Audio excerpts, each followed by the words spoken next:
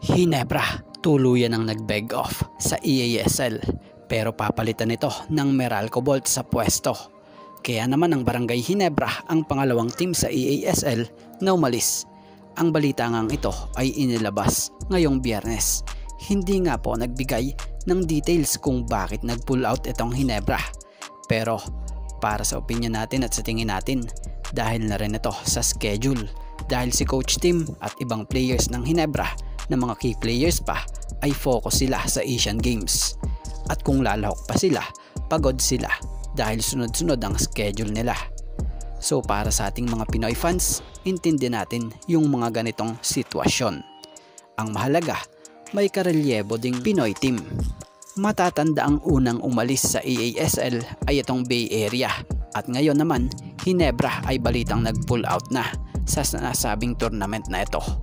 Kaya naman ang Pinoy team na nakasali sa EASL ay itong TNT Tropang Giga and Meralco Bolts. At about naman dito kay Kevin Alas, matunog na ito na ngayon ang bagong NLEX franchise player matapos maging loyal sa NLEX. Natapos ang kontrata ni Kevin Alas sa NLEX nito lang end of last PBA season. Pero kahit na may pagkakataon na siyang lumipat, mas pinili pa rin niyang magstay sa NLEX kung saan pumirma ito sa team ng panibagong kontrata na 3-year deal. Sa mga hindi nakakaalam, since nang dumating si Kevin Alas taong 2015 sa NLEX magpahanggang ngayon ay ito'y nananatili pa rin dito.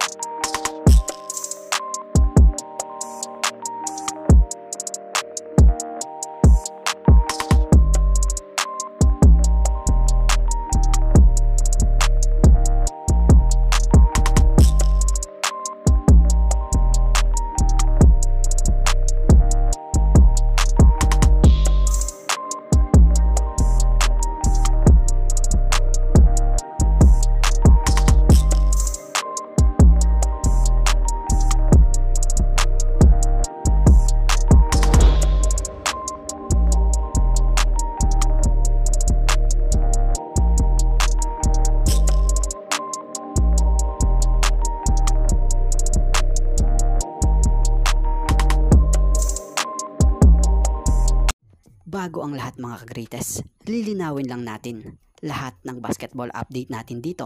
Lahat totoo at hindi puro rumors. Kaya naman, pakisuportahan nyo naman po ang ating YouTube channel na ito na Greatest Fireball TV. Please don't forget to like, comment, and share and subscribe para lagi kayong ma-update sa mga susunod pa nating legit basketball update.